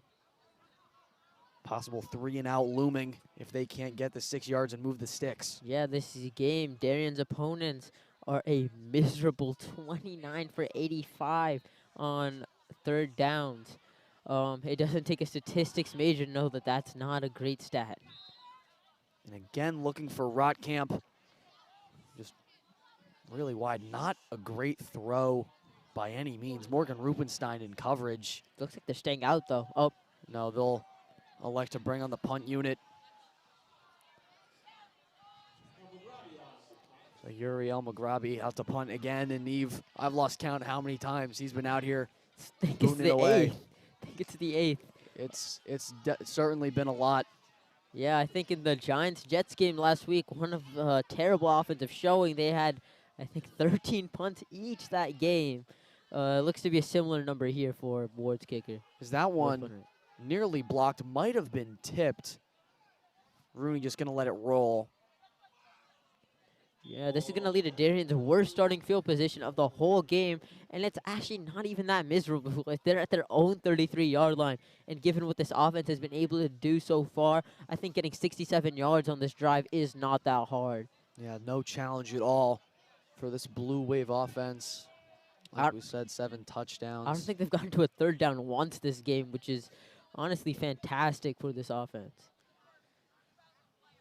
I mean, Neve, we were out here during halftime. Guess who else was out? Ben Rolap was standing on the 50-yard line, throwing passes or just playing catch with Thomas Herget. Thomas Herget's actually out on the field right now. Yeah, in the other end zone. So Ben Rolap showing off that arm strength just with ease, throwing it all the way from the D right in the middle of the field. I think it's actually more impressive that Thomas Herget was able to throw it back 50 yards, especially as a wide receiver, not a quarterback. Yeah, shows the all-around talent. As now there's a give. Looks like, let's see who that was. I believe that's Patrick Gately taking the handoff. Of course, his brother, Ryan Gately, on the defensive line. Patrick Gately also plays lacrosse in the spring, one of many who play lacrosse in the spring on this varsity squad. 2nd and 8 now. Fake it to him. Now look to go to Herget, but the pass was dropped. Looks to be their first 3rd down of this quarter, obviously giving it to the senior first, and then just a drop pass by Herget this time. Let's see what they do here. Do you think they're going to just run it, or do you think they're going to go for it? I mean, this is their 8th drive. Their past 7 have all gone for touchdowns. Do you think they're looking to make it 8? Don't want to break the streak now. They'll definitely be aggressive as Roloff drops the snap and then gives it to Gately. But then he'll be swallowed in the backfield. I mean, you're up this much. Are you just going to go for it? I mean, this is the first time that your offense has had struggles, and that's mainly because you're putting all these seniors on the field. Looks like they're not going to, though, because the punt team is out with Anson Sikora, who it's his first punt of the day. On average, Anson Sikora punts for about 30 yards, a 4.5-star recruit as a kicker. Yeah, and 4-star recruit as a punter, 85th ranked in the nation. So it certainly found a gem this year. Has not missed an extra point this year for the Wave, I do believe. Yeah, even with his limited field goal opportunities, he's also made all 4. Fair catch called for by Walker. Darien will down it right around the 35-yard line. So the Mustangs will set up. Or will they say that Walker touched it? Did Darien get it back? That's actually impressive. That is. What a job by the special teams unit. It's senior night, and everyone's showing out. Offense, defense, and now special teams gets their fair share. Anthony Sikora with a beautiful punt, which would pin them in around their 30, and then a couple of miscues by the Warde special teams unit. Oh, now they changed their mind. Lou DeMayo makes the call, and he'll say Walker didn't touch it. So a little bit of confusion now to start this drive. I feel like now the referees are also inclined to just like make the calls more in Warde's favor, as there's really not much impact to the game, and you're not trying to dishearten their team more. As rolling onto the field right now is a well-rounded player, Nick Fogno, who looks to be taking snaps at center. Well, take snaps on center for the JV squad, Neve, and now made the move over to the defensive line for varsity, and he'll line up with Gately, and it looks like number 60, Brady Harwick, is also out there.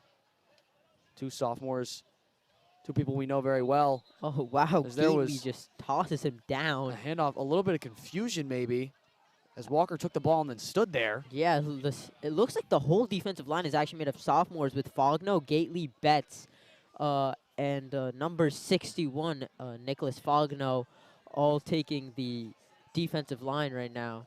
Yeah, now number 53, Kincaid Ryan, another sophomore, comes on. Actually appears the whole lineup might be full of sophomores, which is pretty interesting given that it's senior night, but they're up so early in the game that I feel like they can put almost any lineup out there and succeed. See a couple seniors in the defensive back. Volpe going way deep. Can't hit his man. Looking for William Rotkamp, I believe was the intended receiver. Yeah, I think a repeated cycle in this game is like Della Volpe tries to run it, gets like pushed back, forced to throw it, and then goes for like a long throw and usually overthrows his receiver. Of course, Della Volpe is a sophomore, will get more experience as a quarterback of this offense, and maybe next year you'll see more success on this team.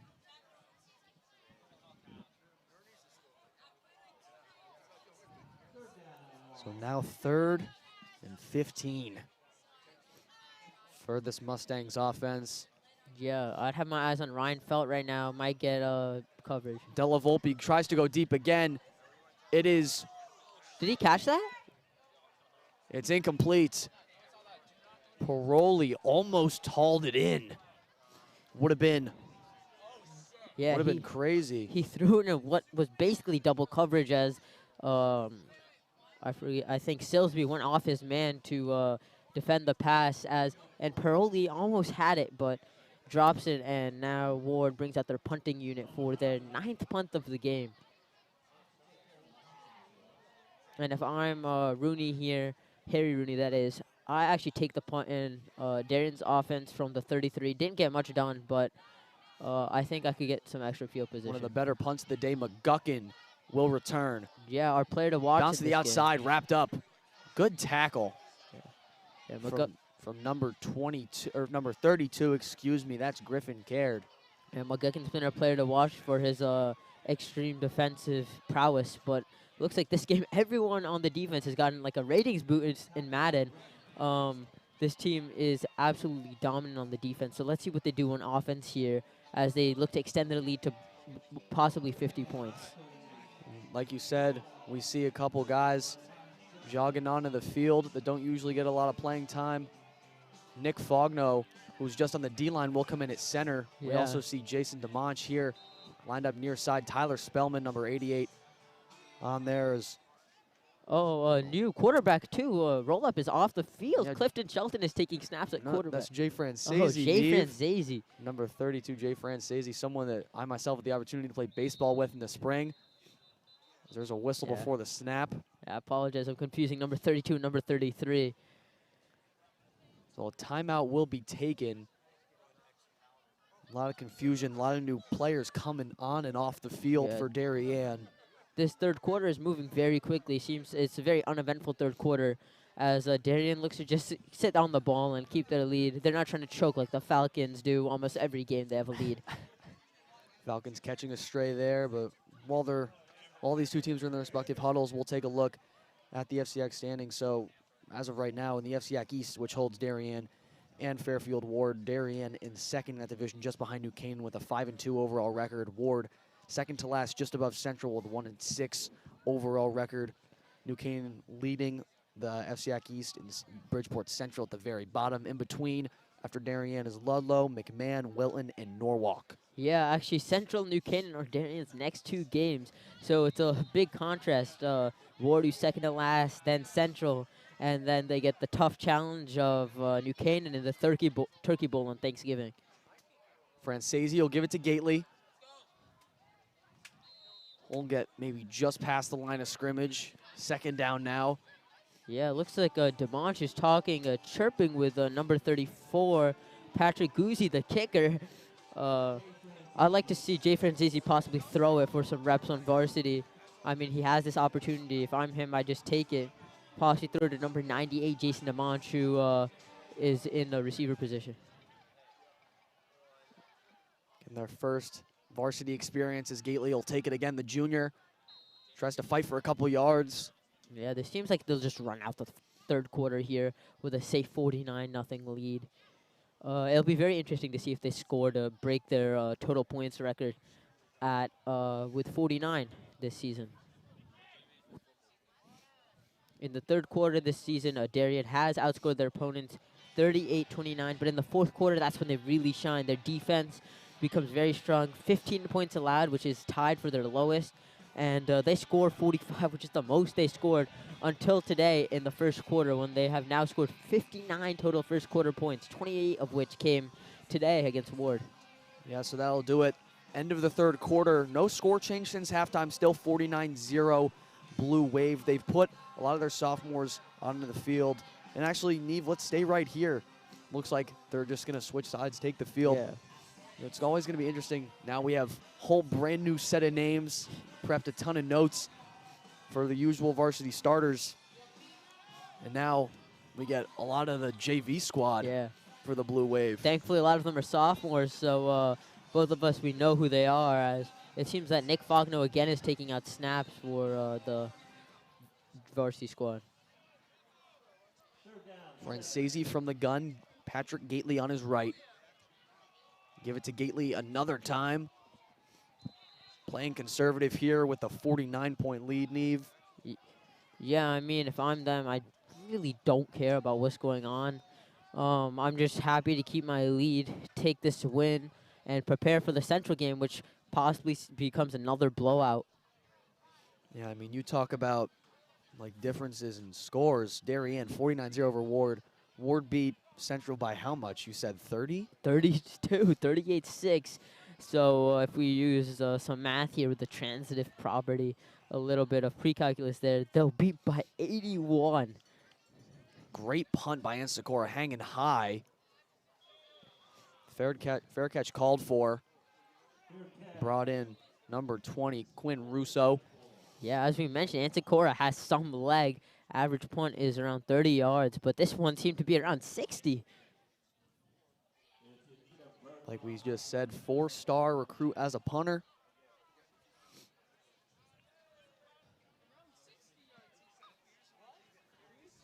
And now Nicholas Faulkner will come off the field. Now this, with 10 minutes and about 30 seconds left in this game, Neve, Ward hoping to do something, anything, if they can get the goose egg off. If I'm Coach Della Volpe, I just send my players in 5 wide every time, just trying to get something down. They obviously had that amazing play with Colin Walker where he went from their 20 to their opponent's 20, but unfortunately they went for it on 4th down and were not able to convert. Well, something you could definitely do is attack the younger kids, the inexperienced. Now there's a new player in at quarterback for the Mustangs, so Della Volpe is out. It's going to be number 17, Justin Gero Lamados. Excuse me, that is a mouthful.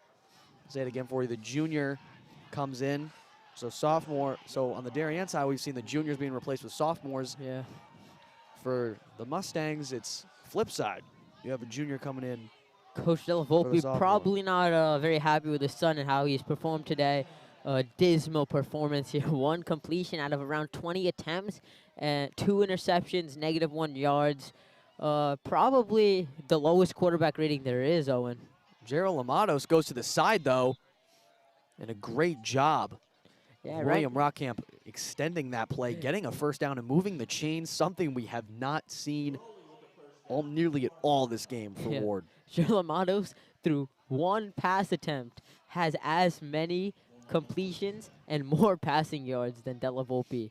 This might have been a good switch.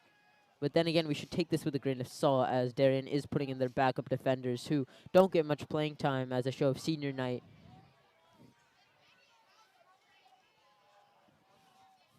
Gerald Lamados from the gun.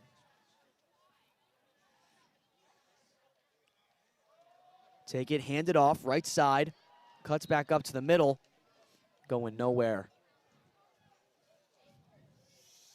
Almost bobbled the snap. That's number 22, Santiago Echeverri. He's a senior, short build, 5'6", 165. Yeah, Echeverri played a lot of played in varsity action in sophomore year too, and had a couple carries then too. Yeah, not the best performance from those carries. 2 carries, -2 yards, and a fumble as a sophomore. So he's doing much better here. Gerald Lamados steps up. He's going to run.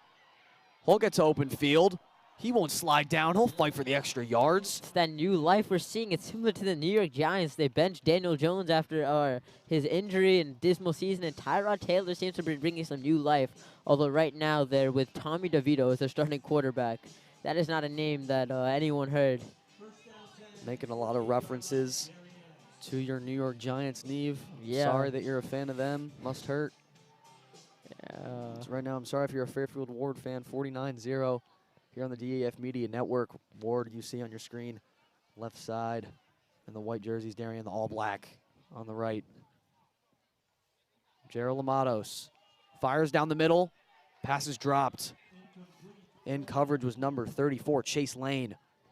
Yeah, Chase's brother Connor Lane is number 15, a stellar receiver for this offense and a key target for Ben Rolab. We haven't seen much of him today, though. Yeah, Lane had the muffed punt recovery in the, I believe, the homecoming game versus Ludlow. Yeah. And he also had that amazing back of the end zone catch that we could not believe here in the broadcast against McMahon. No, now we're talking about different lanes here, Neve. Chase Lane on the muff punt, and then Connor Lane, of course. We were on that broadcast together with the touchdown. High snap. Gerald Lamados brings it down, spins out, fires. Wonky spiral, just throws it away. Yeah, it's good to get out of bounds. Would have been 7 or 8 a yard loss as a number. It seems to be 95. Will Duffy got it there. So now clock winding down, just over 6 minutes left in the fourth quarter. Completely different time-wise here between the first half and the second half. First half filled with stoppages between the turnovers and the punts and the touchdowns, and now it's flying by. Yeah, I just looked up at the clock. Could not believe we were halfway through the fourth quarter. At this point in the first quarter, we were maybe, let's say, 21-0. is taken down.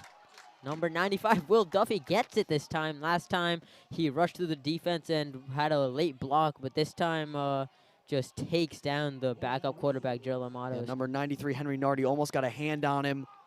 And Will Duffy, the big guy, 6'7", 195, brings down the backup quarterback. Yeah, Henry Nardi plays safety for the junior varsity squad, getting some snaps here on a blitz, it seemed. As their punter's back again. Yeah, Mustangs will punt it away. Yuri El Maghrabi. Well, the snap bounces, and he runs with it. Whole run for it. Now it's fumbled in front of the sideline. Number 96 says he recovers it. Logan Reeser, the sophomore. Darien Ball take another look. Stripped out by Duffy. Wow. So what? And then, yep, Neve recovered by Logan Reeser. So how about 3 straight plays from Will Duffy? Yeah, Will Duffy, he's having his night right now on this drive. Very special as Darien gets the ball in their own territory. Something we have, actually in their opponent's territory, something we did not see this half, but was very commonplace in the first half with 7 touchdowns. Just about 4:20 left in the game. Francesi still in at quarterback.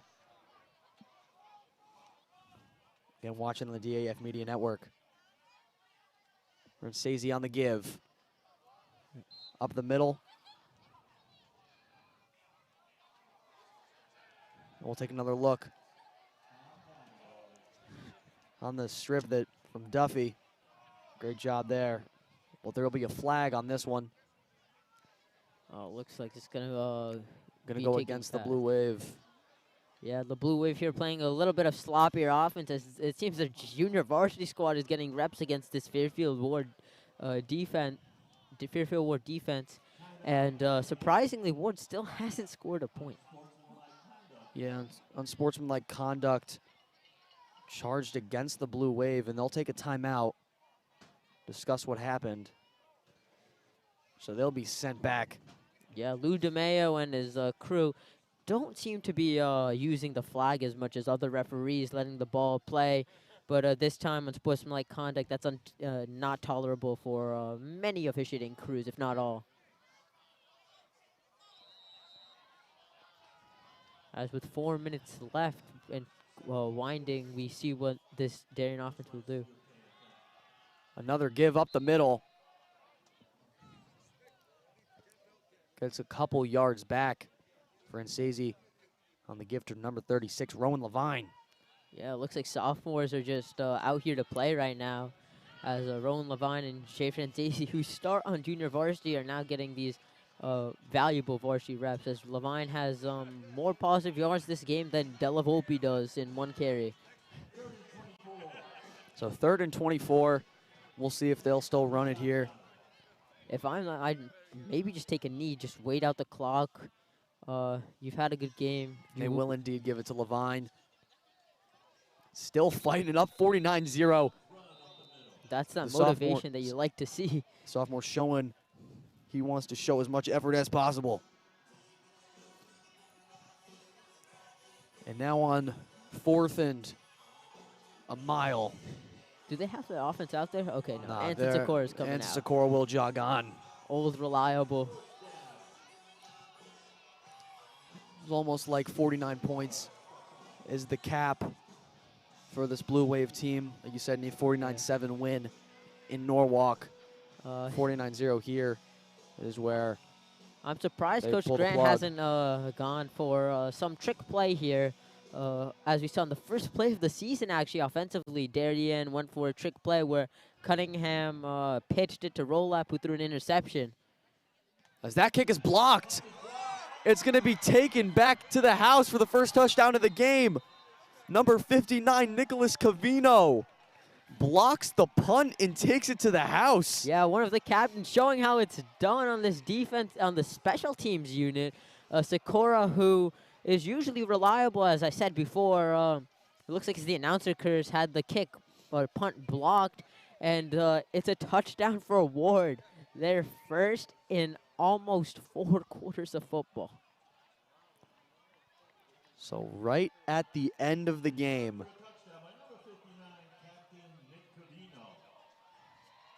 on to attempt the extra point. They won't try for 2. Yeah, I mean, you're down by so much.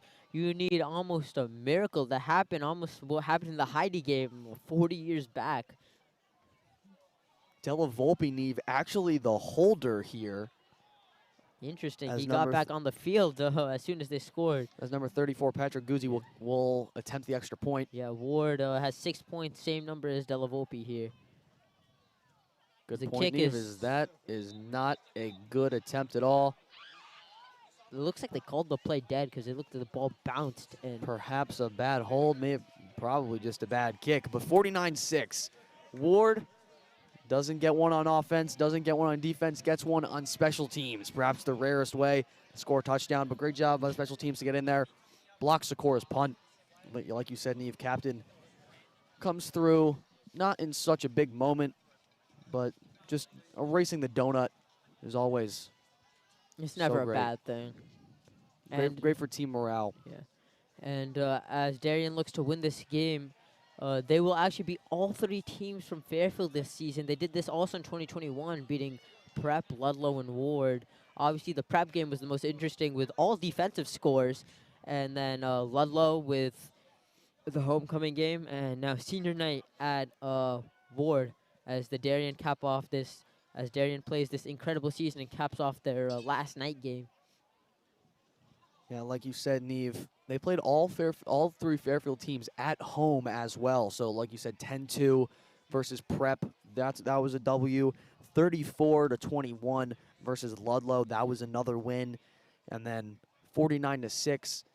Game isn't over, but it's highly unlikely that the Mustangs come back and pull this one out. It would be an absolute miracle. Yeah, if you're like the ESPN win probability here, it's highly unlikely as number 34, Patrick Guzzi, kicks it off for the first time this game.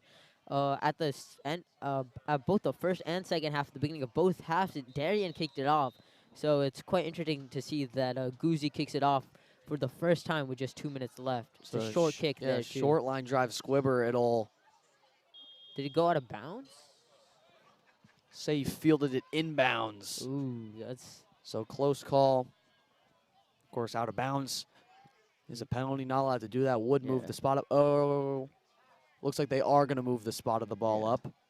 I think he did what Cordarrelle Patterson does most often, where he has 1 foot out, 1 foot in, and touches the ball. Yeah, you saw that with Ty Montgomery one time. Remember the Green Bay Packers? Yeah, Randall Cobb did it. And high IQ football. And now, I remember once. Now the JV team looks like headed on, like you said. Yeah, Nick Fogno at center. You see Brady Harwick out there on the line too. Lined up nearest to us, looks to be number 13, Henry Byrne.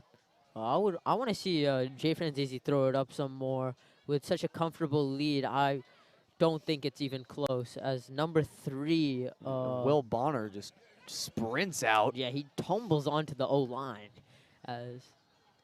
They're kneeling it out. And so, a sportsmanlike way to win this game. Franzese will grab it, take a knee, and they'll just shake hands, and that'll do it. So on senior night, Darien gets the job done, 49-6. We'll say is the final score in this one. Complete domination. Last year, Neve, 55-14. This year, 49-6. Yeah, last year, incredible offensive performance, and this year, on both sides of the ball, extremely dominant. Special teams, a little mistake lets Warde get on the board late in the game. Yeah, so just to recap the scoring one last time before we head out, Kevin Roche, first touchdown in the game, back of the end zone reception. Luke Caesar ran one in. Clifton Shelton following a pick ran one in. Charlie Tom, 30-yard touchdown off the reception. And then quarter two, last time Darien scored, Clifton Shelton got one in on a pass. Rowan Dillon on the outside ran all the way down to the corner of the end zone, reaching, and then Kevin Roche, perhaps the touchdown of the day to make it 49-0. Stiff arm, numerous defenders ran over people, and that's how we got our final score. And then, of course, Warde's touchdown, the blocked punt right at the end. So it's been definitely high scoring for one team, total control. Definitely an interesting broadcast. Neve, thank you for being here. And, of course, so much thanks to this whole DAF Media crew. Graham Carter on camera, Thomas Airbar on camera, Peace Brawler on that sideline cam, Lucas Balanzano, our graphics coordinator, James Kellogg-Ozane on instant replay, Liam Tomaszewski directing, and, of course, our advisor, Damian Andrew, overseeing this whole operation. One last time from the Darien High School Stadium Field, joined alongside Neve Segal, I'm Owen Heffron. Thank you for watching this presentation of DAF Media, a joint venture of the Darien Athletic Foundation and the Darien Foundation, and have a great rest of your night.